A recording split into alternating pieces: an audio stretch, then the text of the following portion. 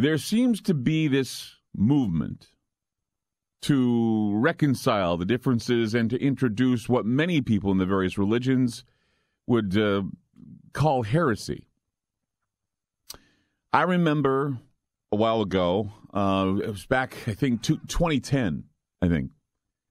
Prince Charles made statements that actually caused a stir as he was speaking about how the world could save itself. And he basically said if we were only to understand other religious beliefs and employ them in our lives, everything would be better. So I would like you to consider very seriously today whether a big part of the solution to all of our worldwide crises does not lie simply in more and better technology, but in the recovery of the soul to the mainstream of our thinking.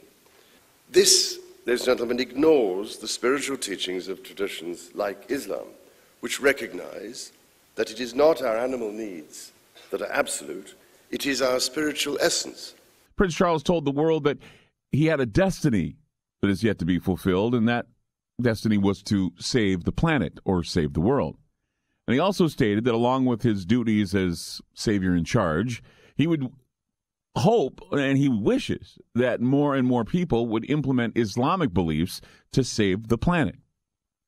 This is kind of a weird thing for most people. They don't want to hear this, that perhaps the churches are coming to an agreement, that there seems to be this agreement that while all religions have different roads to get to God, in fact, the Pope said it, they're all roads leading to the same God, but there are many different flavors within the religion that change. But one thing that's happening that's interesting, that I'm finding very interesting, is that the topic of Messiah, or the topic of the second coming or the return of Messiah, leads to another road.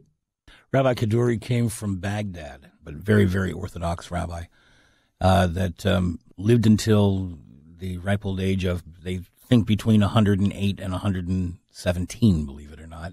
And when he passed away, he left a note that was not to be opened for a year after his death. The first letters of each one of the words in the statement spelled out the name of the Messiah. And the name of the Messiah that was given was Jesus, or Yehoshua. There is more interest in this prophecy by Christians than there is by most Jews. Well, I don't know. Is that right or wrong in your opinion? I mean, are you interested in this? I mean, is there anybody else you've talked with? I'm interested in this. I'm interested. Okay. Yeah. All right. I mean, how do you not be interested in the coming of the Messiah? If it's going to happen tomorrow, I want to be there. Especially when they says it's going to happen shortly after the death of Ariel Sharon. Especially when, and that is the contingency. Israel's former Prime Minister Ariel Sharon has died at the age of 85, having spent 8 years in a coma caused by a stroke. One of the country's most iconic politicians and military leaders passed away just days after his condition worsened dramatically. The rabbi who's closest to me, I said, what's your take on this? And he said, quite simply, he said, we're not in the business of making predictions. We're not in the business of trying to foresee what's going to happen, what God is going to do for us, and when he's going to send. Here's what we know. When the Messiah comes, we're with him. And I said, so basically, it doesn't matter if the Messiah is a 50-year-old pygmy woman. Mm-hmm. The Messiah comes. He goes, that's right. I said, it doesn't matter if the Messiah comes and it's Jesus Christ. He says, do you care?